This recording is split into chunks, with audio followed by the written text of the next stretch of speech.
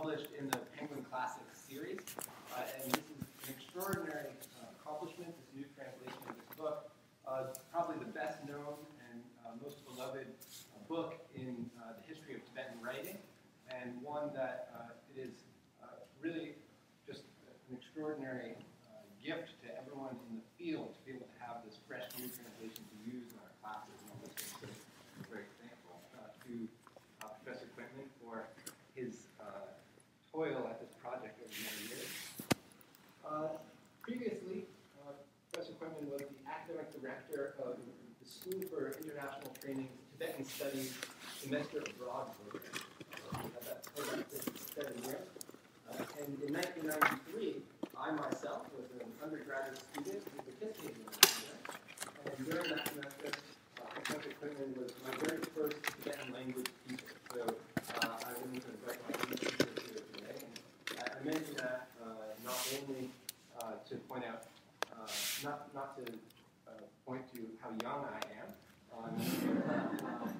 or how precocious Professor Quintman is, but just to point out that even at that time, he already had a great fascination with the Life of Milarepa, was working on that project, and that he's carried on with that work.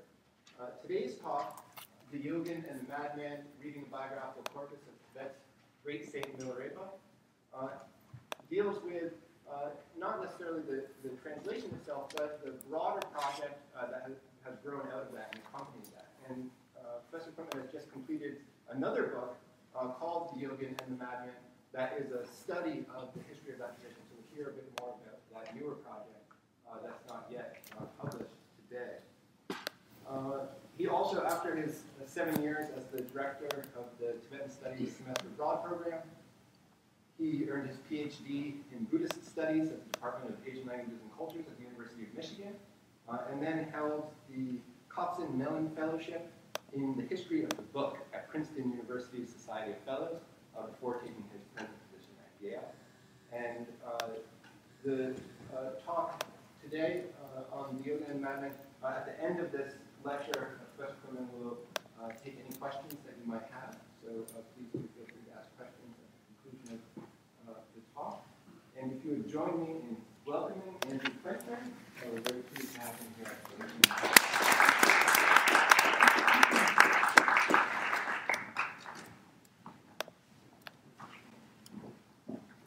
Thank you for such a generous introduction. It's a pleasure to be here. Thank you for coming out on St. Patrick's Day.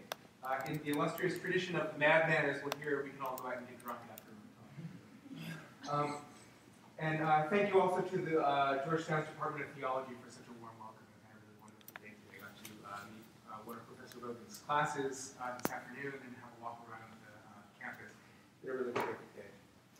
So the talk I'm giving you today comes from a book project that I've just finished that's also about the life of Milarepa. It's sort of an amalgamation of the last 2 of 5 chapters of the book.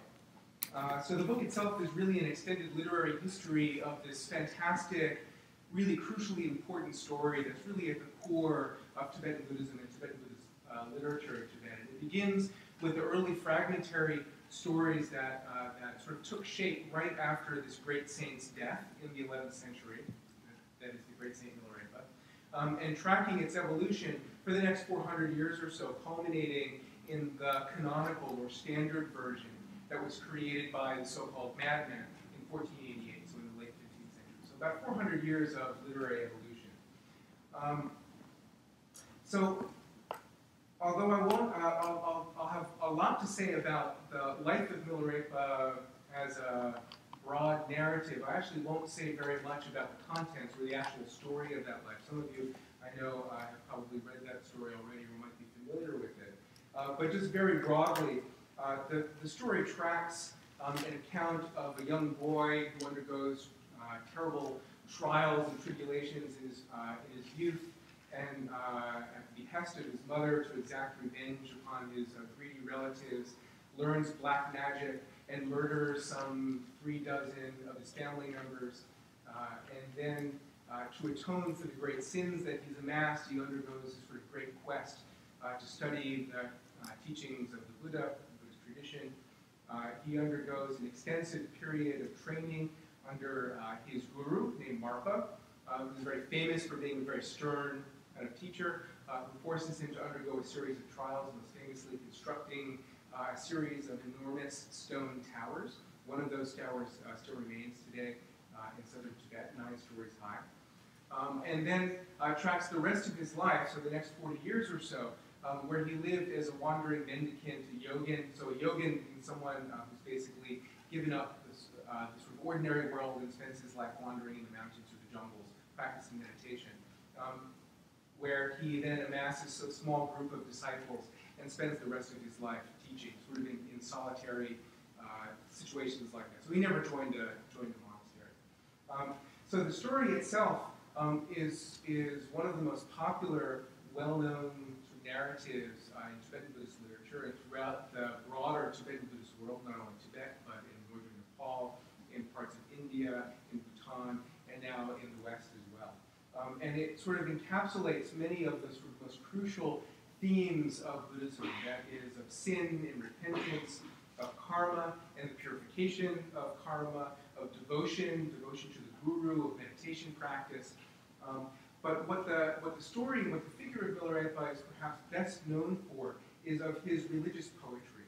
So he's known for being not only a great meditator, but also a poet. He's often referred to as a great Yogin poet. And in fact, there's a companion volume to the Life of Milarepa known as the 100,000 Songs of Milarepa, which is basically, 100,000 here just means a lot, means all of them. So it's a collection of his sort of collected songs of spiritual realization.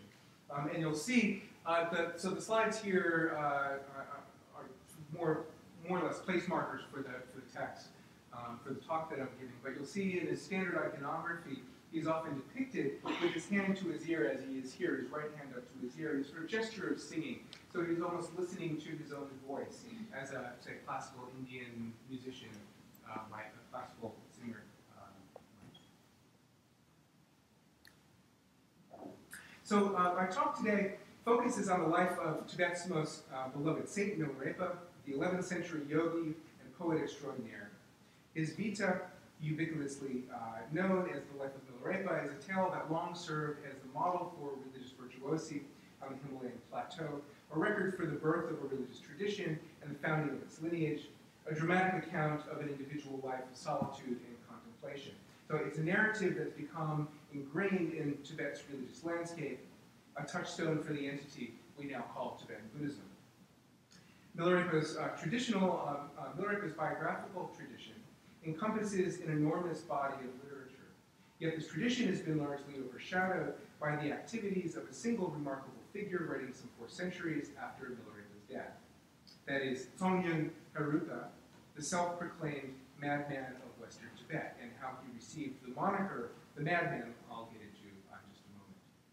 It was the madman's literary works, an extensive biography of Milarepa, that is the life story, and a separate anthology of his poetry, the collected songs, that would form the authoritative record of the yogi's deeds and serve as the canonical measure against which all representations would be judged. So we have here the subject on the left, the 11th century Yogin Milarepa, and on the right, the author, 4 centuries later, Madman Tsongyön Haruka. And it's by now clear that the madman's representation formed the yogin's enduring image, one sustained for centuries in monasteries across the Himalayas and now taught in religious studies classrooms across North America. The narrative has been described as a singular masterpiece of world literature with its, and not just by me, with its subject, Milarepa, recognized not only as Tibet's preeminent saint, but also the quote-unquote Socrates of Asia, or the Abraham Lincoln of the Himalayas. So my talk today will touch upon yogis and madmen, the bodies and lives of texts and agencies, and even biography and autobiography. But in the sort of larger scheme of things, what I'm really interested in here is the broad formation of the cult of the saint in Tibet. That is, the way in which hagiography, or sacred biography, takes shape and in turn shapes the world around it. So Peter Brown famously described cults of the Christian saints in late antiquity, that is principally relic cults, as mediators of the human and the divine.